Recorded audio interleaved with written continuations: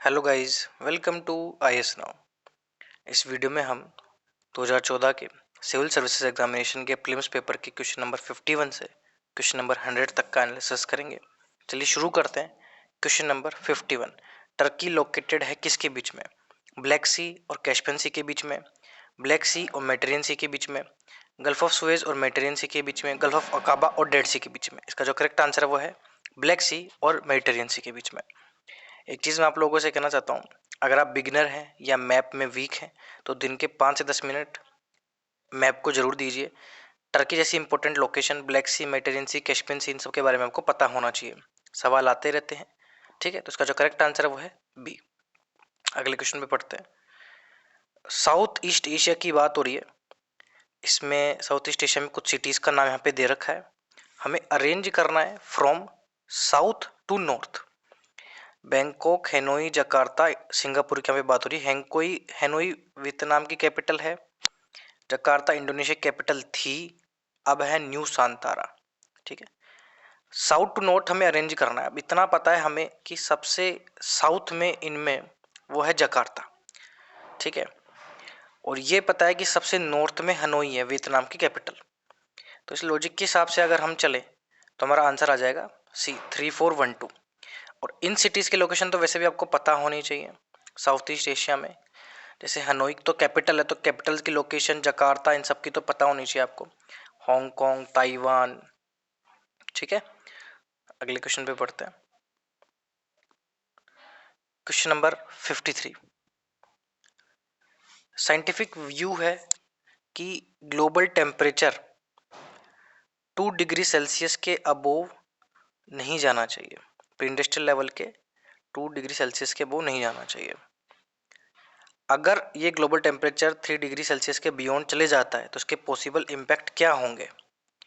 Statement number 1, territorial जो biosphere है वो नेट कार्बन सोर्स की तरफ खिसक जाएगा।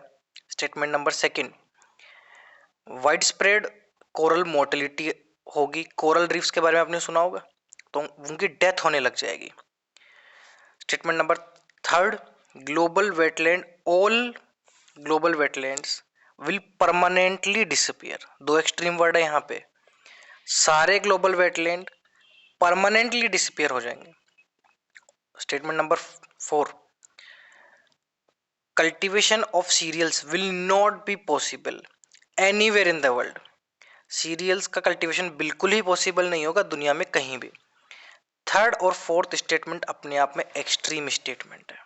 ठीक है, और जो सेकंड स्टेटमेंट है वो सही लग रहा है हमें। क्यों? क्योंकि टेम्परेचर बढ़ेगा, कोरल मोर्टेलिटी होती है, आपको पता है कोरल डेथ हो जाती है। उनके जो कोरल रीफ्स में जो जूजलैंथी होती हैं, जो एल्गी होती है, उनकी डेथ होनी शुरू हो जाती है, इनका कलर चेंज होने लग जाता है, कोरल रीफ्स की डेथ होने लग जाती है। तो थर्ड और फोर्थ तो गलत है, 2 यहाँ पे सही है। तो इस तरीके से अगर हम चले तो हमारा आंसर होगा बी। ठीक है, थर्ड और फोर्थ सी में आ रहे हैं, गलत है। डी में आ रहे हैं, वो भी गलत है। बचा क्या? 2 वाला केवल बी, तो बी इसका करेक्ट आंसर है। 54, इस क्वेश्चन में पूछ रहे हैं कि जो हमारा नेशनल मोटो है भारत का, सत्यमेव जयते, वो कहाँ से लिया गया? जो हमारे एम्बलम ऑफ इंडिया में सत्यमेव जयते लिखा रहता है ना, वो लिया गया मुंडका उपनिषद से। मुंडका उपनिषद 108 उपनिषद में से एक है। ठीक है, पोइटिक स्टाइल में लिखा गया ये, in the form of mantras. ठीक है, आपको याद रखना है। उपनिषद के बारे में पढ़ते रहिए, ज़्यादातर ये चीज़ें आपको एंशिएंट इंडिया में मिल जाएंगी, एंशिएंट हिस्ट्री की कोई बुक में, तो याद करते रहिए। भारत के संविधान में इंटरनेशनल पीस और सिक्योरिटी प्रमोशन की बात हो रही है। इनमें से चारों में किस में बात हो रही है? ये बात हो रही है डीपीएसपी में, आर्टिकल 51 में ये बात हो रही है कि ये एक ड्यूटी है, एक तरीके से गवर्नमेंट को इंस्ट्रक्शन है कि गवर्नमेंट इंटरनेशनल पीस और सिक्योरिटी मेंटेन प्रमोट करके चलेगी और नेशंस के बीच में जस्ट और ऑनरेबल रिलेशन मेंटेन करके चलेगी। ठीक है, डीपीएसपी आपके आर्टिकल 36 से 51 तक आते हैं। पार्ट 4 में है। कोर्ट के द्वारा इन्फोर्सिबल नहीं है, आपको पता है। प्रेम्बल की बात करें तो प्रेम्बल आपका कब अडॉप्ट हुआ था? नवंबर 26, 1949। ठीक है। फंडामेंटल ड्यूटीज आपके आर्टिकल 51 ए में है। ठीक है। टोटल कितनी फंडामेंटल ड्यूटीज है? 11। और जो आपका 9 शेड्यूल है, 9 शेड्यूल क्या है? 9 शेड्यूल भारत के संविधान में उन चीज़ों की लिस्ट रखता है, उन सेंट्रल और स्टेट लॉस की लिस्ट रखता है जो कोर्ट्स में चैलेंज नहीं किए जा सकते। हालांकि उसकी भी लिमिटेशन है। अब काफ़ी रिलैक्स हो गए हैं वो रिस्ट्रिक्शन, बट अब तक जो इनमें सेंट्रल और स्टेट लॉज आ चुके हैं वो कोर्ट में चैलेंज नहीं हो सकते 9 शेड्यूल के अंदर। ठीक है। बहुत ही सिंपल लैंग्वेज में मैंने आपको 9 शेड्यूल के बारे में बताया। आप चाहे तो उसको डिटेल में अपनी बुक में आराम से पढ़ सकते हैं। ठीक है। तो आपको बेसिक आइडिया लग गया होगा 4 ऑप्शन के बारे में। इसका जो करेक्ट आंसर है वो है बी। अगला क्वेश्चन है क्वेश्चन नंबर 56। क्या बेनिफिट है इंटरशेड इंटीग्रेटेड वाटरशेड डेवलपमेंट प्रोग्राम के? वाटरशेड क्या होता है? वाटरशेड कोई भी कैचमेंट एरिया होता है। ठीक है। कैचमेंट एरिया या ड्रेनेज एरिया कोई भी रिवर का। ठीक है। Catchment area, drainage area. अब वाटरशेड डेवलपमेंट प्रोग्राम क्या है? इसमें हम ऐसी प्रैक्टिसेस अपनाएंगे जिसमें वाटर मैनेजमेंट अच्छे से हो सके। ठीक है। वाटर मैनेजमेंट अच्छे से हो सके, वहाँ पे जो कंजर्वेशन है वो अच्छे से हो सके। तो इंटीग्रेटेड वाटरशेड डेवलपमेंट प्रोग्राम जो चलाया जा रहा है उसका बेनिफिट क्या है? सोयल रन ऑफ का प्रिवेंशन होगा। कंट्री के जो पेरेनियल रिवर्स हैं, पेरेनियल रिवर्स का मतलब है जो परमानेंट है, जो साल में हर टाइम बहती है, उनको कनेक्ट कर पाएंगे हम सीजनल रिवर से। ये ऑप्शन यहाँ पे गलत है, स्टेटमेंट गलत है, क्योंकि ये आपका इंटरलिंकिंग रिवर प्रोजेक्ट के बारे में दिया गया है, जबकि हम बात कर रहे हैं इंटीग्रेटेड वाटरशेड डेवलपमेंट प्रोग्राम की। सेकंड स्टेटमेंट गलत है। थर्ड बात कर रहा है रेन वाटर हार्वेस्टिंग की, recharge of ground water table की। अब हम जब मैंने कहा कि ड्रेनेज एरिया, कैचमेंट एरिया जो होता है रिवर को, उसमें अगर वाटर मैनेजमेंट हम कर रहे हैं तो थर्ड ऑप्शन तो होगा ही, रेन वाटर हार्वेस्टिंग या ग्राउंड वाटर टेबल के रिचार्ज तो हम करेंगे। ठीक है। रीजनरेशन ऑफ नेचुरल वेजिटेशन ये भी जरूरी हो जाएगा उसको मैनेज करने के लिए। ठीक है। तो इसका जो करेक्ट आंसर होगा वो होगा 1, 3 एंड 4 ओनली। अगले क्वेश्चन पे बढ़ते हैं। ये क्वेश्चन थोड़ा ध्यान से समझने की कोशिश करना। इनमें से कौन सी बॉडीज, इनमें से जो भी नीचे ऑप्शन दे रखे हैं वो प्लानिंग के साथ एसोसिएटेड है? अब यहाँ पे जो एसोसिएटेड वर्ड है ना, फिर से अगर मैं इसका ब्रॉड अगर इंटरप्रिटेशन लूँ तो सारे के सारे प्लानिंग से एसोसिएटेड है, बट यहाँ पे मैं डायरेक्टली एसोसिएट होने की बात कर रहा हूँ। फाइनेंस कमीशन नहीं। नेशनल डेवलपमेंट काउंसिल हाँ, प्लानिंग डायरेक्टली प्लानिंग पे इन्वॉल्व है, जो प्लानिंग काम ही प्लानिंग का है main. Ministry of rural development नहीं, अर्बन डेवलपमेंट नहीं, पार्लियामेंट हाँ। ठीक है। जो इसमें हमारे प्लानिंग के लिए जो डायरेक्टली एसोसिएटेड है, जो प्लानिंग करते हैं नेशनल डेवलपमेंट काउंसिल और पार्लियामेंट है। नेशनल डेवलपमेंट काउंसिल का काम ही ये है मेनली प्लानिंग कमीशन के बारे में आपने पढ़ा होगा, नेशनल डेवलपमेंट काउंसिल के बारे में पढ़ा होगा, दोनों एक दूसरे के साथ एसोसिएटेड है। और प्लानिंग की बात करें तो पार्लियामेंट प्लानिंग करता है। प्लानिंग कैसे करता है? पार्लियामेंट्री कमिटीज होती हैं लॉस के जरिए। ठीक है। तो डायरेक्टली प्लानिंग के साथ एसोसिएटेड है। लॉ बनाना भी एक तरह की प्लानिंग हुई। ठीक है। तो इसमें जो आंसर हो गया 2 and 5 only. Question number 58। Cabinet secretariat के फंक्शन पूछ रहा है। स्टेटमेंट नंबर 1, कैबिनेट जो मीटिंग्स होती हैं उनका एजेंडा प्रिपेयर करना, यस। कैबिनेट कमेटी को सेक्रेटरियल असिस्टेंस प्रोवाइड करना, यस। सेक्रेटरियल असिस्टेंस का मतलब है सेक्रेटरिएट प्रोवाइड करना, स्टाफ प्रोवाइड करना। ठीक है। मिनिस्ट्रीज जो होती हैं अपनी अलग अलग, उनको फाइनेंशियल रिसोर्सेज अलोकेट करना। यहाँ पे आपको थोड़ा सोचना पड़ेगा कि जो फाइनेंशियल रिसोर्सेज अलोकेट करने का काम है मिनिस्ट्रीज को, वो कैबिनेट सेक्रेटरिएट को क्यों दिया जाएगा? इतना बड़ा काम कैबिनेट सेक्रेटरिएट को नहीं दिया जा सकता, कॉमन सेंस है। तो इसमें जो आंसर होगा वो होगा 1 एंड 2 ओनली। कैबिनेट सेक्रेटरिएट है, उसको हेड कौन करता है? Cabinet secretary. ठीक है। कैबिनेट सेक्रेटरी आपका टॉप लेवल का आईएएस ऑफिसर होता है। सेंट्रल गवर्नमेंट में जो सबसे ऊंचा जो एक आईएएस ऑफिसर जा सकता है वो कैबिनेट सेक्रेटरी के पद पे जा सकता है। बेहद ही अहम पद होता है। क्वेश्चन नंबर 59, कॉन्स्टिट्यूशनल गवर्नमेंट कौन सी होती है? पहला स्टेटमेंट ये कहता है कि जो इंडिविजुअल लिबर्टी पे रेस्ट्रिक्शन लगाती हो ताकि स्टेट अथॉरिटी के इंटरेस्ट में। स्टेटमेंट नंबर सेकंड, जो स्टेट की अथॉरिटी पे रेस्ट्रिक्शन लगाती हो इंडिविजुअल लिबर्टी के इंटरेस्ट में। अब कॉन्स्टिट्यूशनल गवर्नमेंट का यहाँ पे मतलब क्या है? आपने एक वर्ड सुना होगा कॉन्स्टिट्यूशनलिज्म, तो इसका मतलब ये है कि ऐसी गवर्नमेंट जो लिमिटेड है कॉन्स्टिट्यूशन के द्वारा। गवर्नमेंट में जो पावर्स और ड्यूटीज है गवर्नमेंट की वो कॉन्स्टिट्यूशन में दी गई है। तो क्यों दी गई है गवर्नमेंट की पावर? ताकि गवर्नमेंट के ऊपर रीजनेबल रेस्ट्रिक्शन लग सके, इफेक्टिव रेस्ट्रिक्शन लग सके, ताकि इंडिविजुअल लिबर्टी रहे। ठीक है, सिटीजन्स जो नेशनल्स हैं वो अच्छे से काम कर पाए, फ्रीडम रहे। तो इसमें स्टेटमेंट नंबर सेकंड सही है। स्टेटमेंट नंबर 1 इसका टोटली अपोजिट है। एक चीज और समझो कि दोनों स्टेटमेंट बिल्कुल एक दूसरे के अपोजिट है, तो या तो एक सही होगा या दूसरा सही होगा। बट कॉन्स्टिट्यूशनल गवर्नमेंट एक पॉजिटिव यहाँ पे टर्म लग रहा है, तो इसमें सेकंड स्टेटमेंट जाना सही है अगर लॉजिक के हिसाब से देखे तो, गैस के हिसाब से देखे तो। वरना कॉन्स्टिट्यूशनल गवर्नमेंट का सीधा सीधा मतलब ये होता है कि जो स्टेट की अथॉरिटी पर रेस्ट्रिक्शन लगाए in the interest of individual liberty. 2 only इसका करेक्ट आंसर है। क्वेश्चन नंबर 60, इनमें से कौन सी डिस्क्रिशनरी पावर दी गई है स्टेट के गवर्नर को? पहला स्टेटमेंट, प्रेसिडेंट ऑफ इंडिया को रिपोर्ट भेजना प्रेसिडेंट रूल इंपोज करने के लिए उस स्टेट में। बिल्कुल ये डिस्क्रिशनरी पावर है। डिस्क्रिशनरी का मतलब क्या हुआ? डिस्क्रिशनरी का मतलब हुआ कि गवर्नर को यहाँ पे काउंसिल ऑफ मिनिस्टर से राय लेने की जरूरत नहीं है। तो डेफिनेटली अगर प्रेसिडेंट रूल लगाना है स्टेट में तो काउंसिल ऑफ मिनिस्टर तो कभी हाई नहीं करेंगे ना, उनसे राय लेके भी क्या कर सकते हैं। तो कॉन्स्टिट्यूशन मेकर्स ने, कॉन्स्टिट्यूशन बनाने वालों ने इसलिए इस पावर को डिस्क्रिशनरी डाला है। उनको पता है काउंसिल ऑफ मिनिस्टर कभी राय में ये बोलेंगे नहीं कि यहाँ प्रेसिडेंट रूल लगा दो, है ना।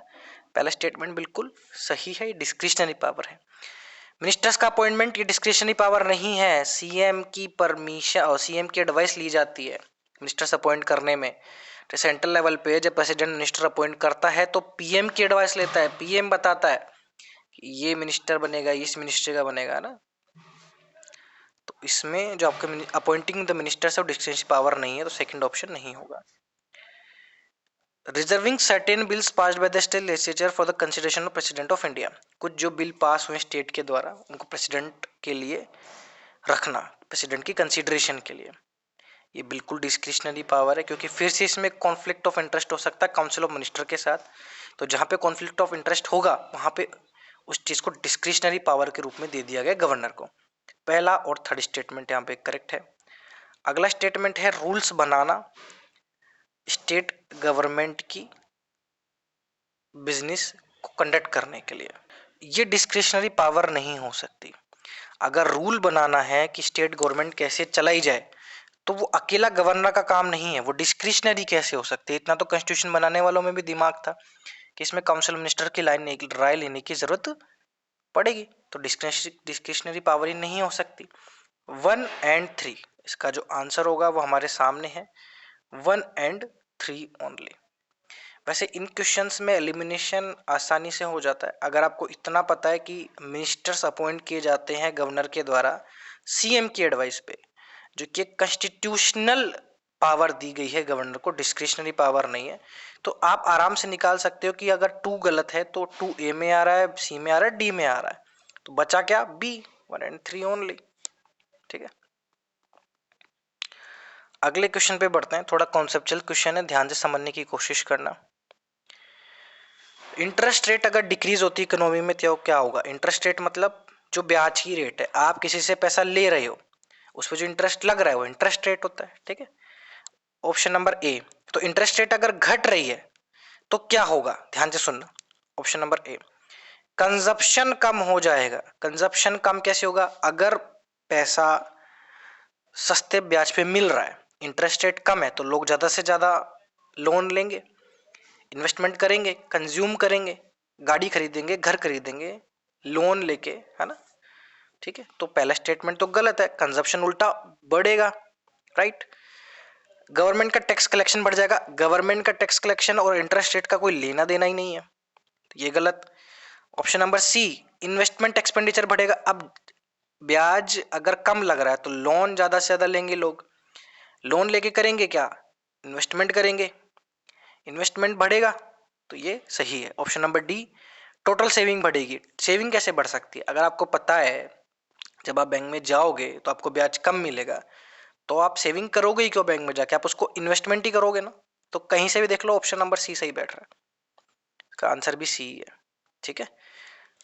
क्वेश्चन नंबर 62, पॉलिटी के क्वेश्चन है, ध्यान से समझना। प्रेसिडेंट रूल्स बनाता है for convenient transactions of the business of government of India के लिए, और मिनिस्टर्स में उस बिजनेस का अलोकेशन करने के लिए। सिंपल मतलब ये है, कौन सा मिनिस्टर कौन से मिनिस्टर को हेड करेगा वो प्रेसिडेंट का काम है। कैसे करेगा? वो रूल भी प्रेसिडेंट बनाता है। ऑफ कोर्स ये वो करता है पीएम की एडवाइस पर। ठीक है, बट बात यह है कि ये चीज एग्जैक्टली हमारे कॉन्स्टिट्यूशन में अगर आप पढ़ेंगे तो आर्टिकल के रूप में लिखी हुई है। लक्ष्मीकांत में भी पढ़ेंगे तो लिखी हुई है। अब आपको मुझे बताना है कि कौन से आर्टिकल में ये बात लिखी हुई है, कमेंट बॉक्स में। ठीक है, तो पहला स्टेटमेंट बिल्कुल सही है। स्टेटमेंट नंबर सेकंड, जितने भी एग्जीक्यूटिव एक्शंस हैं गवर्नमेंट ऑफ इंडिया के, वो लिए जाते हैं in the name of prime minister. गलत। जितने भी एग्जीक्यूटिव एक्शन है उन पे नाम होता है प्रेसिडेंट का, सिग्नेचर होता है प्रेसिडेंट का, प्राइम मिनिस्टर का नहीं होता है। ठीक है, लेकिन एक चीज ध्यान रखना, लेकिन फिर जितने भी एक्शन हुए नाम तो प्रेसिडेंट का होता है, लेकिन प्रेसिडेंट उसके लिए फिर रिस्पॉन्सिबल नहीं होता। कोई भी ऐसा एक्शन होता है जो कि इलीगल है या फिर अनएथिकल है, इलिजिटिमेट है, तो प्रेसिडेंट आंसरेबल नहीं है उसके लिए। उसके लिए आंसर आपके मिनिस्टर ही होंगे, गवर्नमेंट ऑफ इंडिया होगी। प्रेसिडेंट का केवल नाम जा रहा है उस चीज में, है ना। तो इसमें जो आंसर होगा वो आपका होगा वन ओनली। अगले क्वेश्चन पे आते हैं 63, consider the following statements regarding no confidence motion. No confidence motion की बात हो रही है।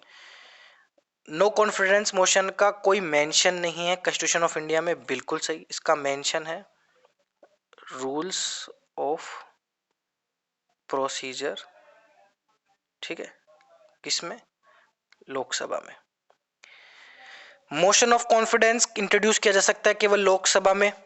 यस, नो कॉन्फिडेंस मोशन केवल लोकसभा में इंट्रोड्यूस किया जाता है। दोनों स्टेटमेंट सही है। क्यों किया जाता है नो कॉन्फिडेंस मोशन में? देखो, ये ना थोड़ा सा सेंसिटिव मैटर लेके चलता है अपने आप में। नो कॉन्फिडेंस मोशन जब पास होता हो जाता है तो सरकार गिर जाने के भी चांसेस होते हैं, या मान लो सरकार गिर जाती है।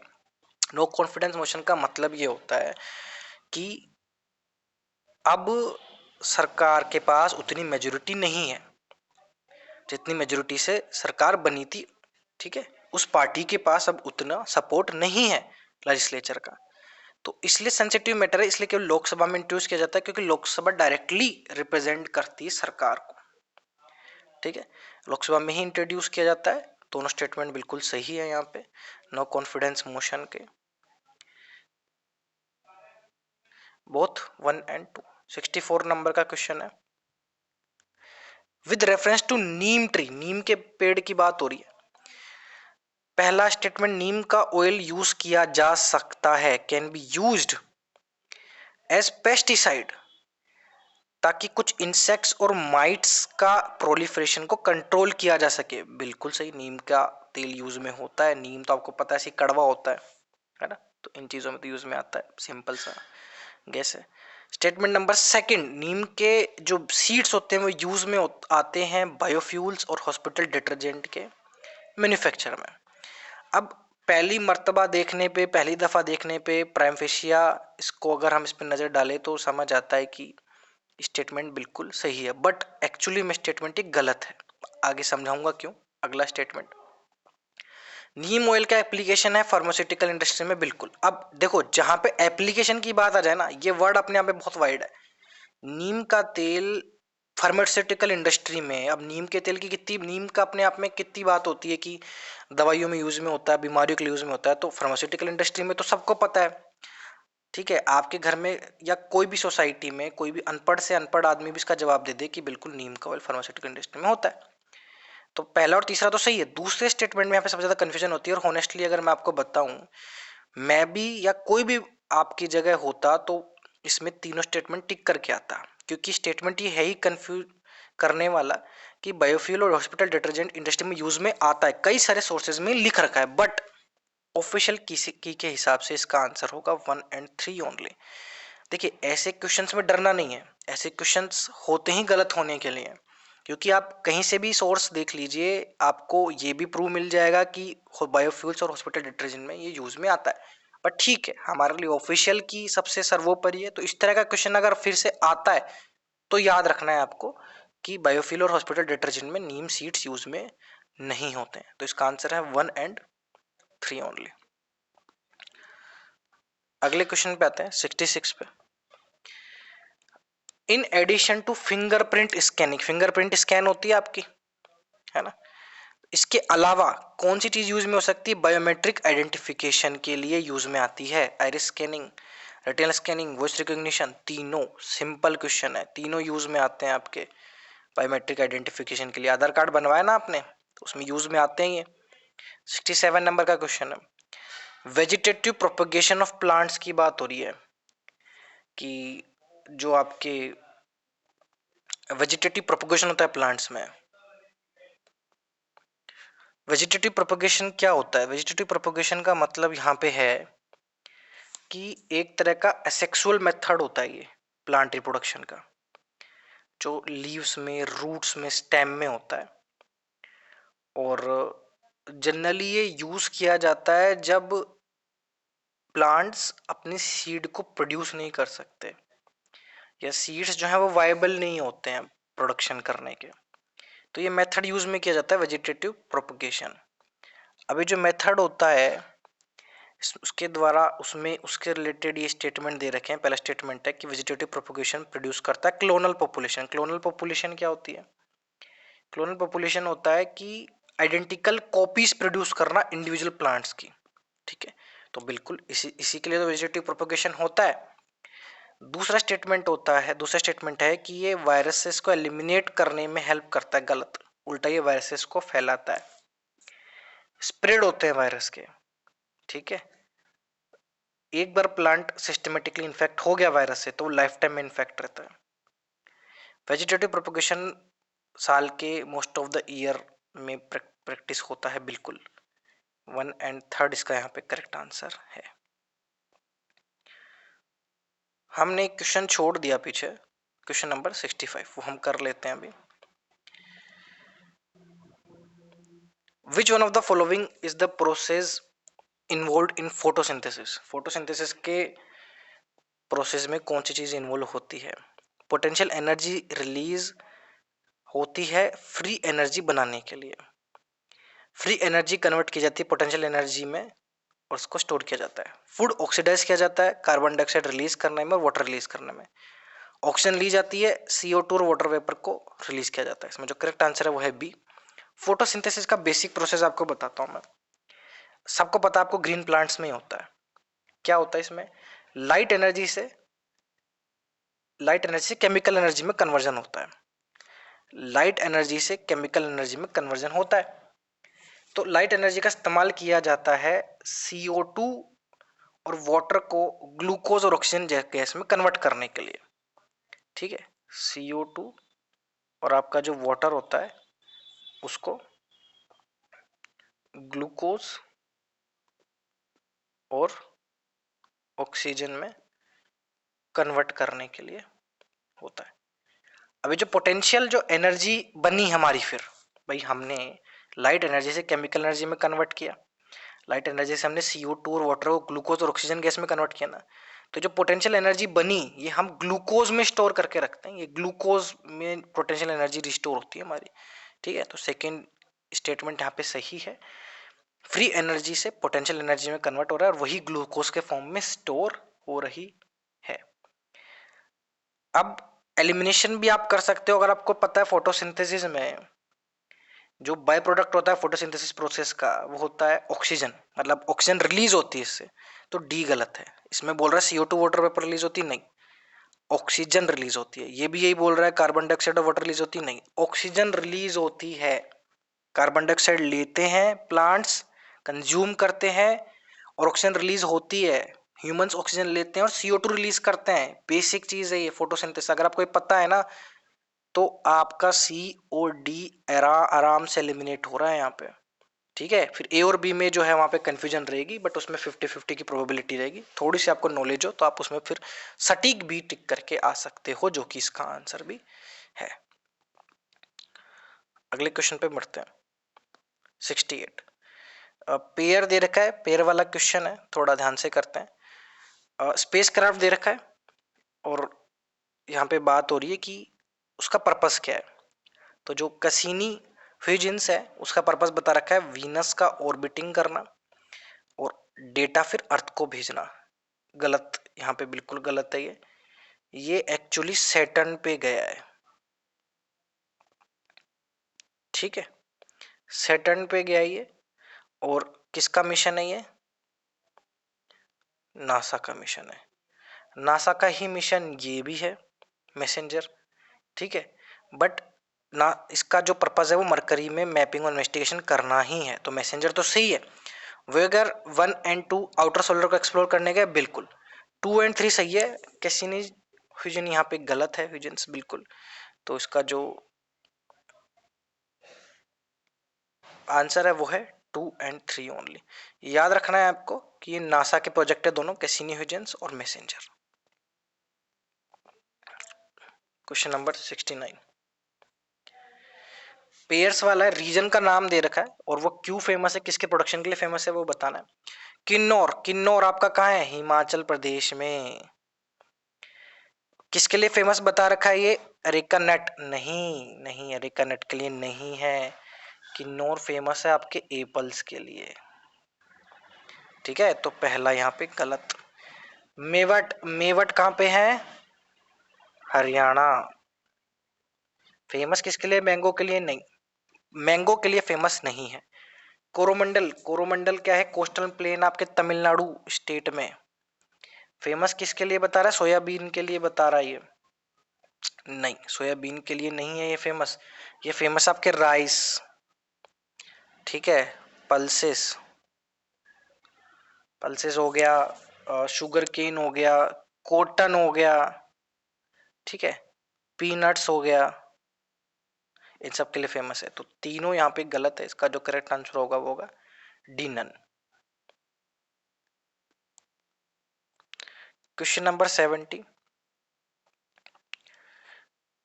विच of the following are the examples of chemical change. Chemical change के एग्जाम्पल बताने यहाँ पे। ध्यान रखना, केमिकल चेंज की बात हो रही है, फिजिकल चेंज की बात नहीं हो रही। पहला, सोडियम क्लोराइड का क्रिस्टलाइजेशन हो रहा है। क्रिस्टलाइजेशन का मतलब होता है जब क्रिस्टल्स में बदल जाते हैं। सोडियम क्लोराइड लिक्विड है, क्रिस्टलाइज हो रहा है, सॉलिड में बदल रहा है, फिजिकल चेंज आ रहा है, केमिकल चेंज नहीं आ रहा। दूसरा, आइस मेल्ट हो रही है फिर से, ये आपके फिजिकल चेंज हो रहा है, ठीक है, केमिकल चेंज नहीं हो रहा। सोरिंग ऑफ मिल्क, मिल्क सोर हो रहा है, तो इसमें आपके केमिकल चेंज हो रहा है। इसका जो आंसर होगा वो होगा बी, 3 ओनली।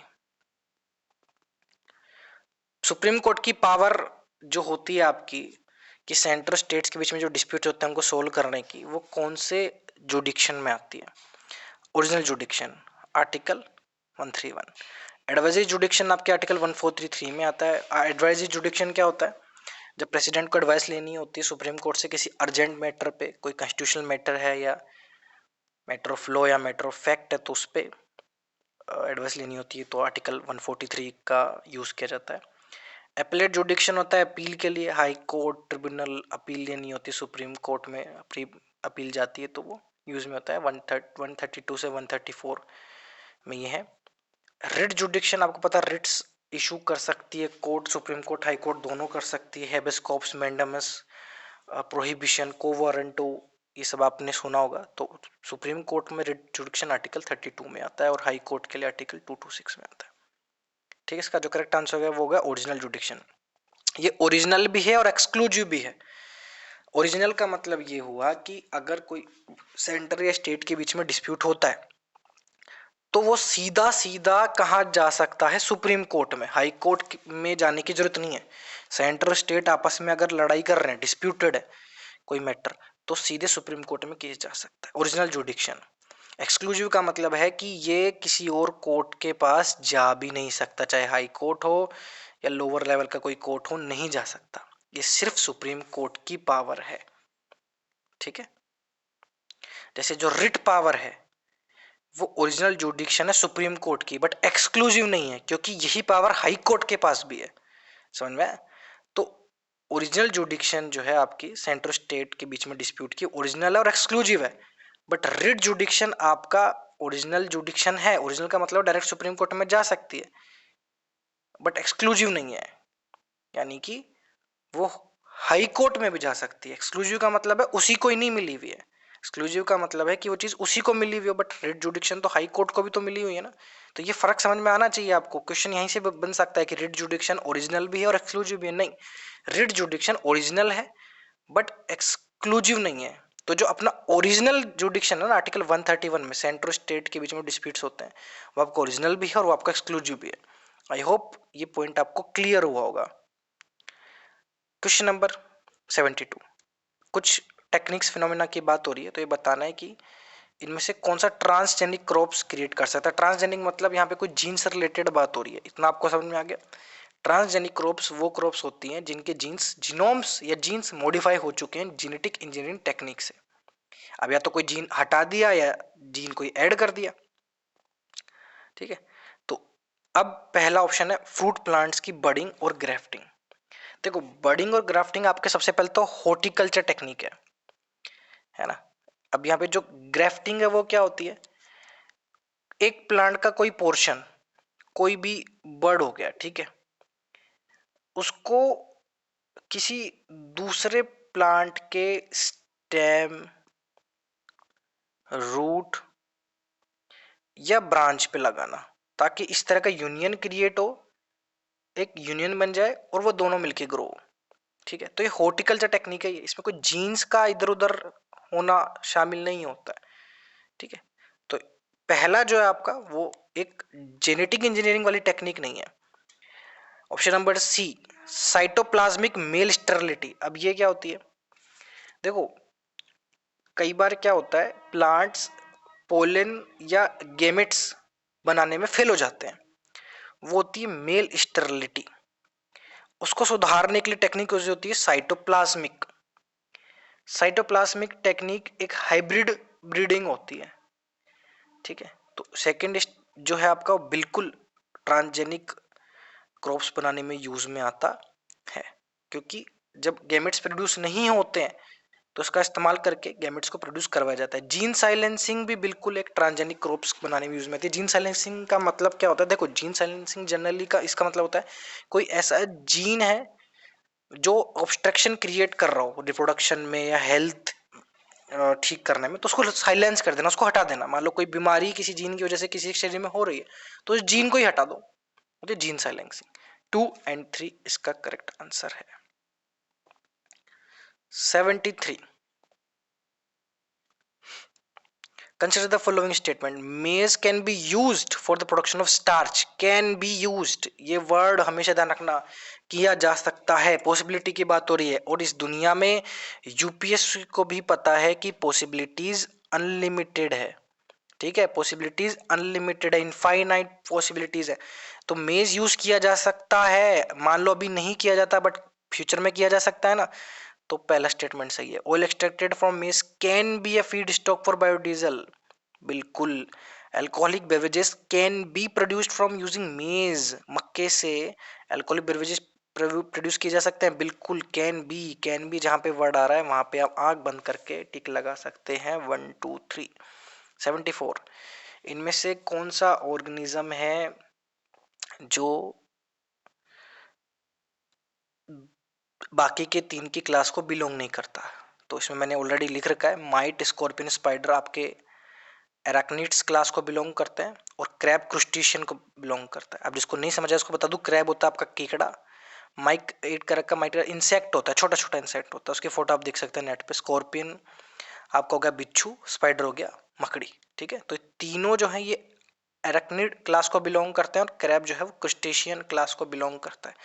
काफी फैक्चुअल सवाल है, ऐसे सवाल नहीं भी आए तो घबराना नहीं है, ठीक है। जनरली मोस्ट ऑफ द बच्चों को ये नहीं आएंगे सवाल, आप अकेले नहीं हो, ठीक है। सुप्रीम कोर्ट के जजेस की संख्या बढ़ाने की पावर किसके पास है? पार्लियामेंट के पास। अब आप मुझे कमेंट बॉक्स में लिखो, बताओगे कि कितने जजेस हैं अभी सुप्रीम कोर्ट में इंक्लूडिंग सीजेआई। ठीक है, इतना आपको याद रहना चाहिए, पार्लियामेंट के पास ये पावर है। कुछ टाउन्स की बात हो रही है, यहाँ पे बताना है अपने को कि कौन से टाउन फेमस है ट्रेडिशनल साड़ीज के प्रोडक्शन के लिए। भद्राचलम, चांदेरी, कांचीपुरम, कर्नल। अब चांदेरी की साड़ियाँ बहुत फेमस है, वैसे तो मेन ऑक्यूपेशन यहाँ के लोगों का हैंडीक्राफ्ट है, बट चांदेरी की साड़ियाँ वर्ल्ड फेमस है। कांचीपुरम की साड़ियाँ भी बहुत वर्ल्ड फेमस है। चांदेरी एमपी में है, कांचीपुरम तमिलनाडु में है। दोनों फेमस हैं ट्रेडिशनल साड़ीज के लिए। यहाँ पे 2 और 3 सही ऑप्शन होगा। ठीक है, चांदेरी जैन टेम्पल्स के लिए भी फेमस है। कांचीपुरम हिंदू गॉड टेम्पल्स के लिए भी फेमस है, स्पेशली विष्णु टेम्पल्स। भद्राचलम और करनाल का नाम आप नहीं सुनेंगे, ट्रेडिशनल साड़ीज के प्रोडक्शन के लिए फेमस नहीं है। 2 और 3 इसका करेक्ट ऑप्शन है। पेयर्स हैं कुछ, नेशनल हाईवे हैं, कौन कौन सिटीज को कनेक्ट कर रहे हैं उसकी बात हो रही है यहाँ पे।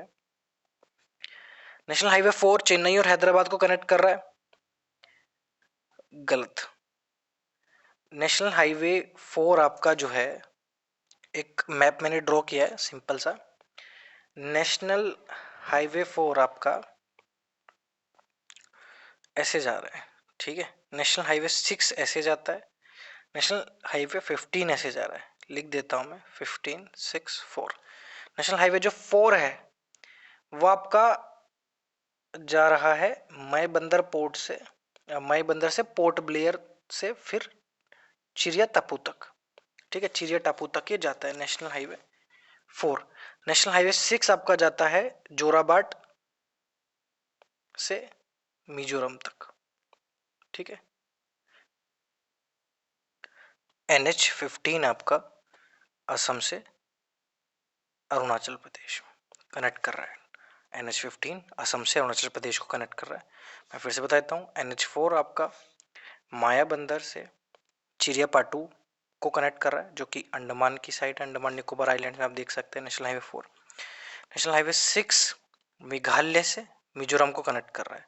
ठीक है, मेघालय से मिजोरम को कनेक्ट कर रहा है। आपको ये नेशनल हाईवेज क्लियर हुए होंगे। तो जो हमने मैप देखा उस हिसाब से देखा जाए तो तीनों के तीनों ऑप्शन यहाँ पे गलत है, NH6 भी और NH15 भी।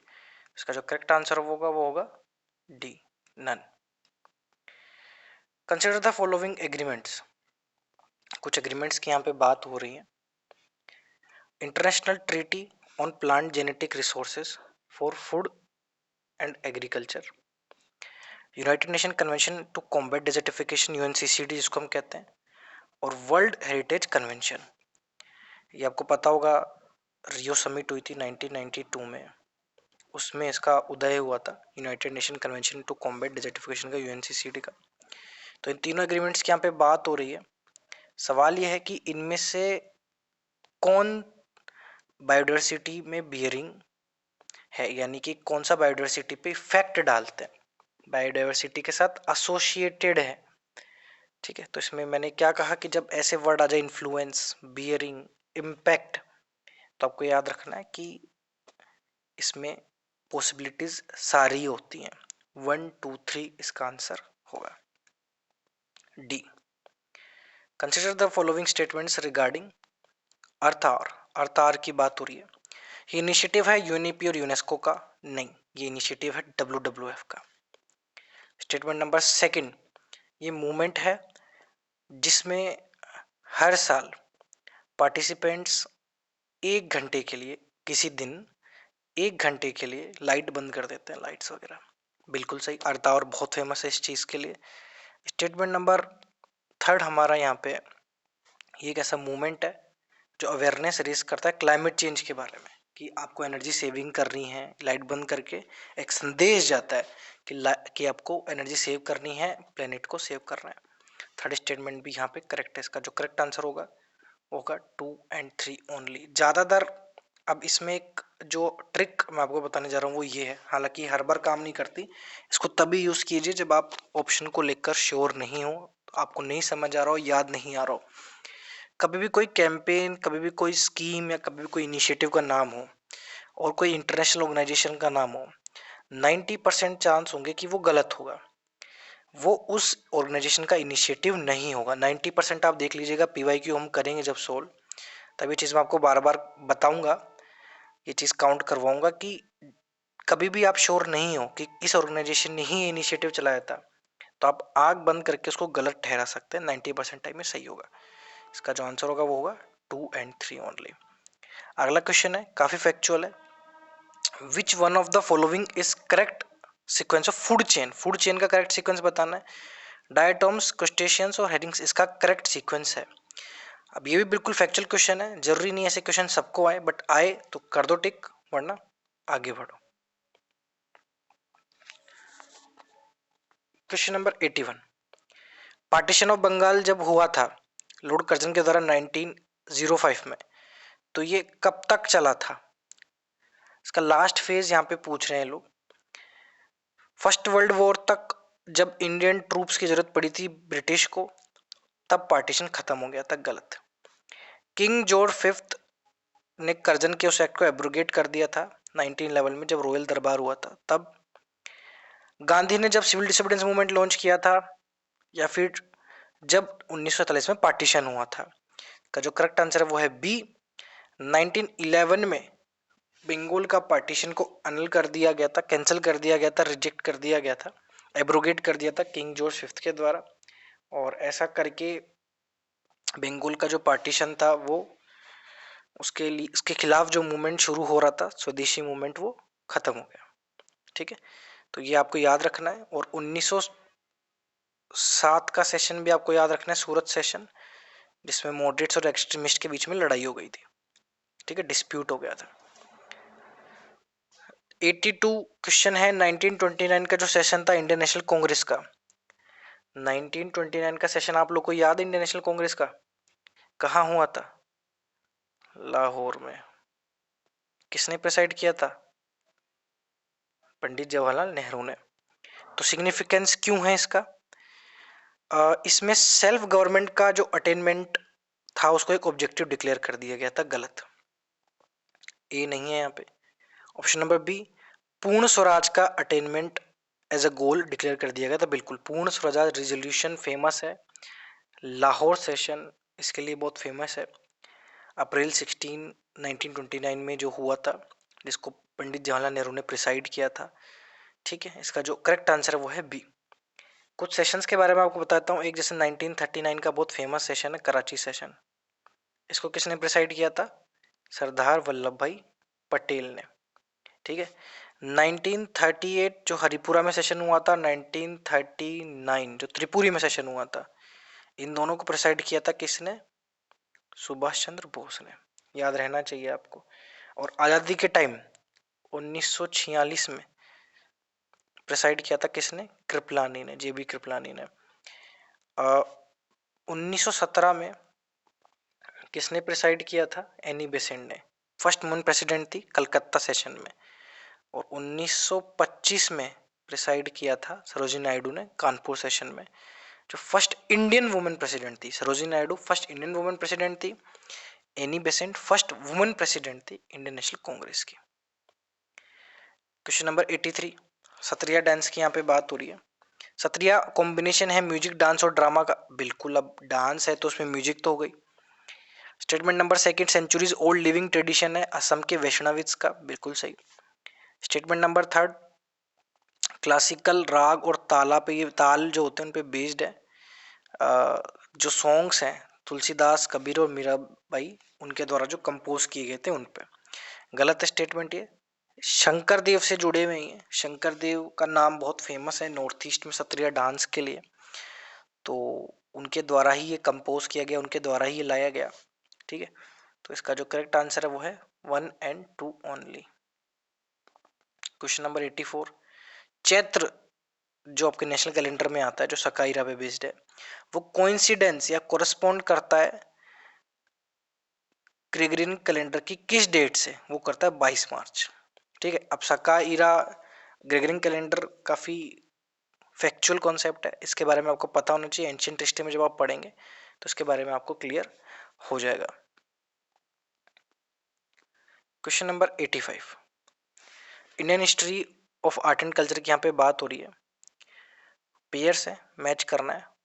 स्कल्पचर दे रखा है यहाँ पे, जैसे बुद्धा का महापरिनिर्वाणा की ग्रांड इमेज की बात कर रखी है। कहाँ पे है? अजंता में, बिल्कुल सही। महापरिनिर्वाणा अजंता में बहुत फेमस स्कल्पचर है। दूसरा है विष्णु का वराह अवतार की बात हो रही है, जिसमें वो गोडेस अर्थ को रेस्क्यू करते हुए दिखाई दे रहे हैं। ये माउंट आबू बताया जा रहा है, बट ये गलत है, उदयगिरी में है। सेकंड स्टेटमेंट गलत है यहाँ पे, इनकरेक्ट मैच हो रहा है सेकंड वाला। थर्ड है अर्जुनास पेनेंस और डिसेंट ऑफ गंगा, मल्लपुरम में, बहुत फेमस है। जब शी जिनपिंग की विजिट हुई थी आपके मल्लपुरम में, तभी बहुत फेमस हो गया था। इसका जो करेक्ट आंसर है वो है 1 and 3 ओनली। 86 पे आते हैं। गदर, गदर क्या था? गदर रिवोल्यूशनरी एसोसिएशन था इंडियंस का, जिसके हेडक्वार्टर थे सैन फ्रांसिस्को में। लाला हरदयाल का नाम आपने सुना होगा, वो लेके आए थे गदर मूवमेंट।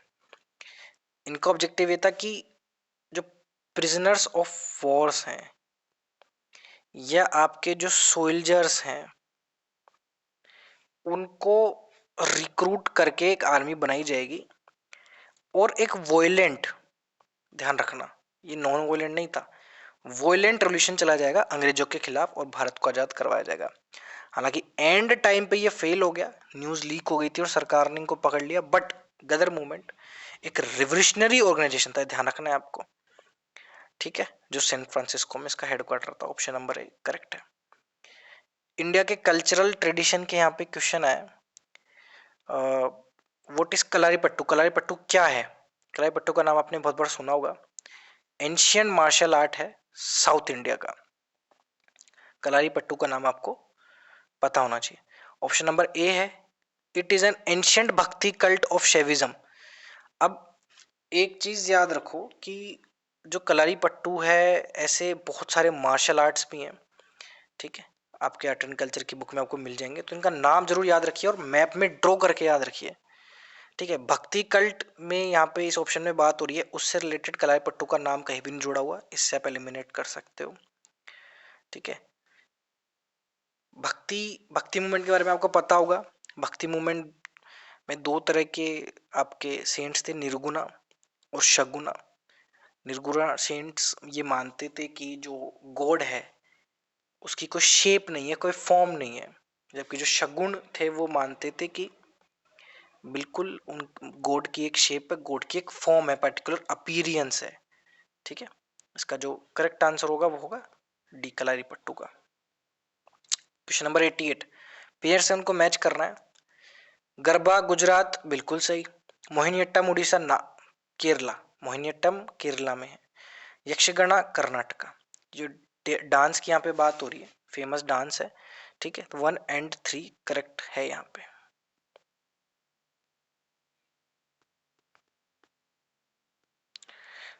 बुद्धिस्ट हिस्ट्री की यहाँ पे बात हो रही है। पेयर्स हैं, मैच करने हैं। Famous shrine Tabo monastery and temple complex Spiti valley में, बिल्कुल सही। लोत्सवा लखांग टेम्पल, ये जस्कर वैली में, गलत। ये आपके किन्नौर हिमाचल प्रदेश में, ठीक है। लोत्सवा लखांग टेम्पल किन्नौर हिमाचल प्रदेश में, जस्कर वैली में नहीं है। सेकंड यहाँ पे गलत है, पहला सही है। एल्ची टेम्पल कॉम्प्लेक्स लद्दाख में, बिल्कुल, ये यहीं लोकेटेड है, फेमस है यहाँ का। 1 and 3 ओनली।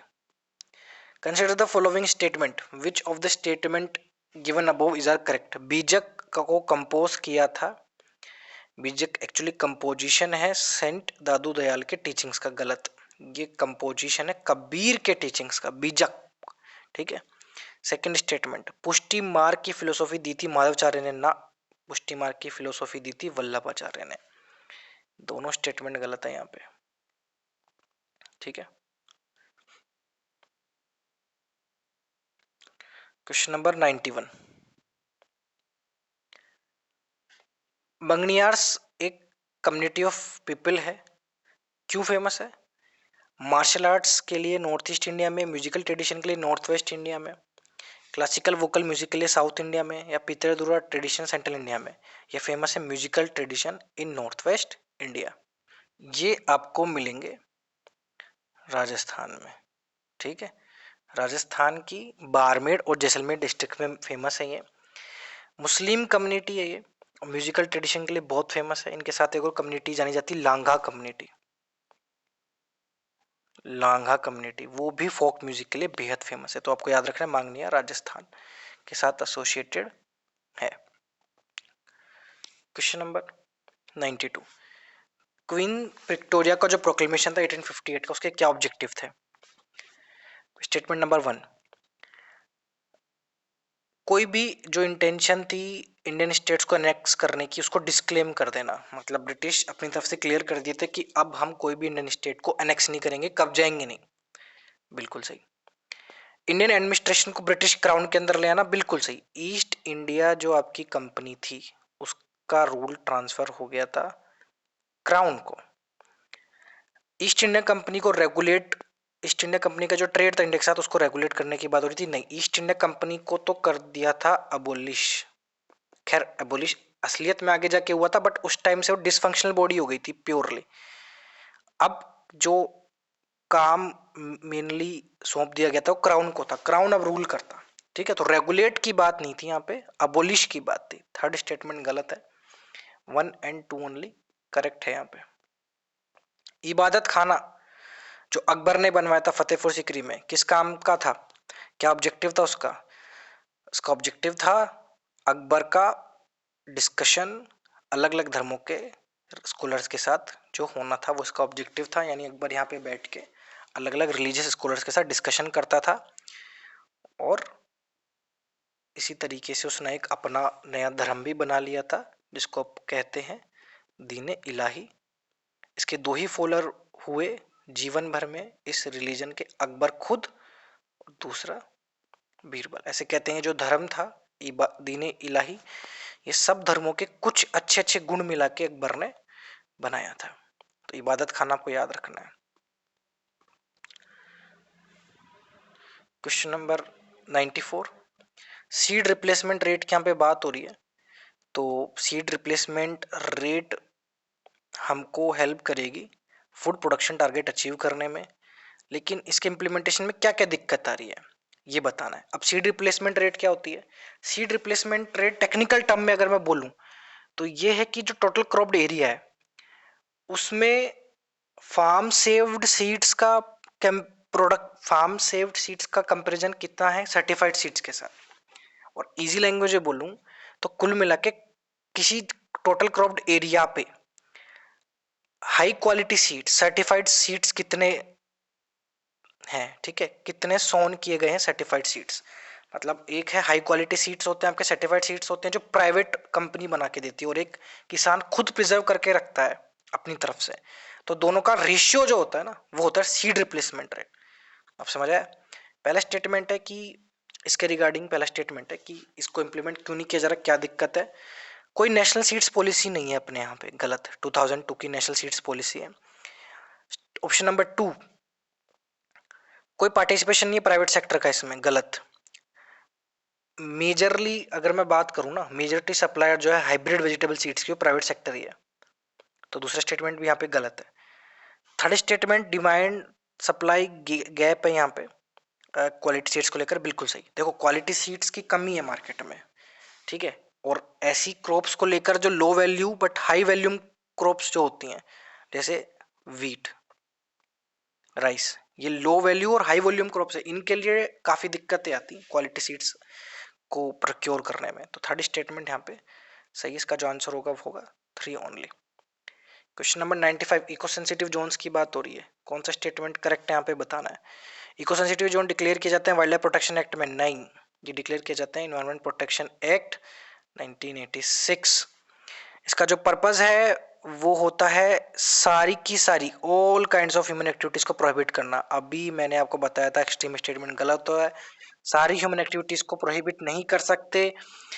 रिसर्च और एजुकेशन तो हमेशा होती ही है, किसी भी एरिया में किसी भी जोन में चले जाओ, रिसर्च और एजुकेशन होनी ही है। ठीक है, तो यहाँ पे दूसरा स्टेटमेंट गलत है। सारी एक्टिविटीज प्रोहिबिट नहीं है, कुछ स्पेसिफिक एक्टिविटीज प्रोहिबिटेड है, कुछ एक्टिविटीज अलाउ है, रिसर्च और एजुकेशन अलाउ है। ठीक है, तो यहाँ पे जो हमारे दोनों स्टेटमेंट गलत है यहाँ पे, नाइदर वन नो टू। ठीक है, पहले में हमारा जो एक्ट है वो गलत दिया गया, इन्वायरमेंट प्रोटेक्शन एक्ट यहाँ पे आएगा।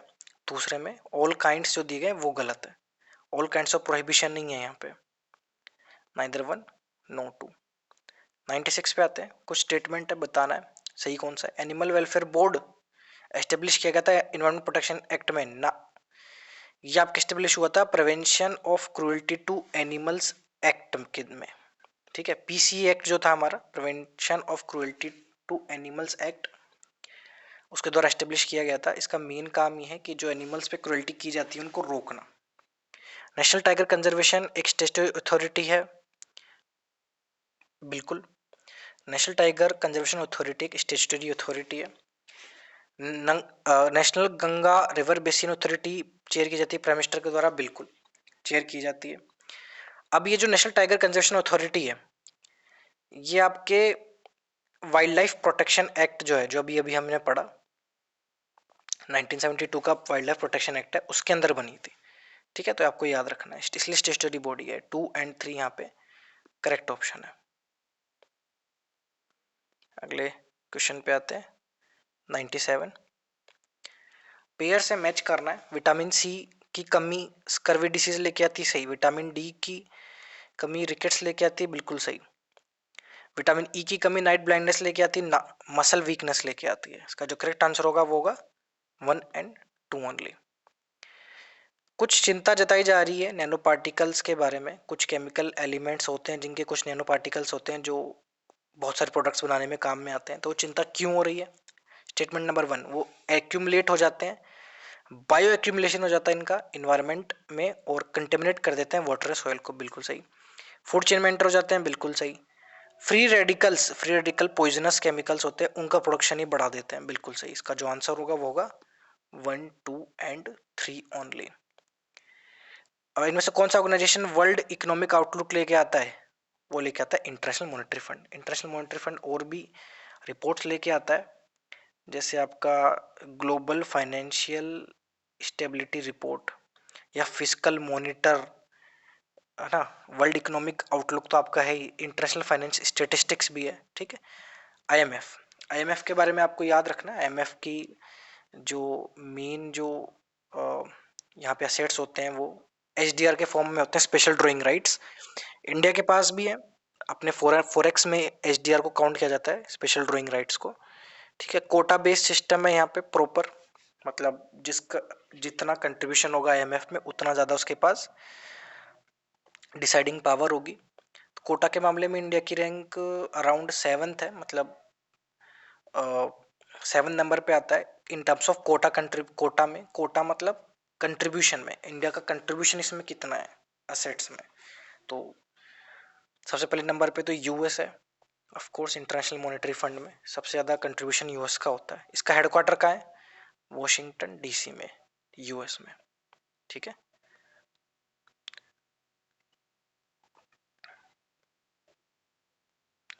हंड्रेड क्वेश्चन है, करते हैं। With reference to union budget की बात हो रही है, इसमें कौन सा नॉन प्लान एक्सपेंडिचर में कवर्ड है।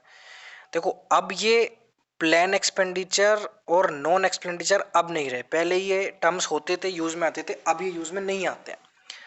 प्लान एक्सपेंडिचर डेफिनेटली वो एक्सपेंडिचर होता है जो प्लानिंग के साथ होता है, जो पहले से प्लान्ड होता है कि एक्सपेंडिचर होगा।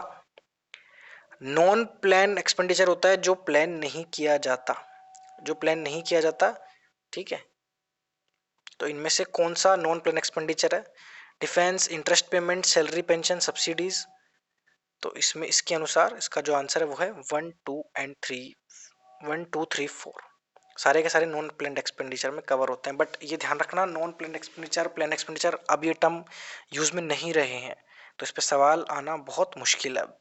दरअसल नॉन प्लान एक्सपेंडिचर का इस्तेमाल होता है नॉन प्रोडक्टिव एरियाज में। ठीक है, नॉन प्रोडक्टिव एरियाज जैसे कि आपके रिवेन्यूज एक्सपेंडिचर होता है वो, यानी कि आज का जो प्लान्ड है वो कैपिटल एक्सपेंडिचर है और नॉन प्लान्ड वो जो है रिवेन्यू एक्सपेंडिचर है। ठीक है, रिवेन्यू एक्सपेंडिचर जनरली पहले से प्लान नहीं होता है, है ना। बट कहने का मतलब ये कि एक तरीके से प्रोडक्टिविटी नहीं होती इस एक्सपेंडिचर में, प्रोडक्टिव एरियाज में नहीं होता है, नॉन प्रोडक्टिव एरियाज में होता है। डिफेंस में आप देख लो, मेनली जो हमारा खर्चा रहता है वो सैलरी पे जाता है, ठीक है, तो ये नॉन प्रोडक्टिव हुआ। इंटरेस्ट पेमेंट चूंकि वो नॉन प्रोडक्टिव है, सैलरी पेंशन नॉन प्रोडक्टिव है। नॉन प्रोडक्टिव का मतलब ये है कि बदले में सरकार को कुछ नहीं मिल रहा है इससे, वन वे ट्रांजेक्शन हो रहा है, सरकार पैसा दे रही है, सैलरी और पेंशन दे रही है, उसके बाद कोई असेट और लायबिलिटी नहीं बढ़ रही सरकार की, ठीक है। तो यहाँ पे चारों जो है वो नॉन प्लान्ड एक्सपेंडिचर में आते हैं। चलिए इतना ही, धन्यवाद।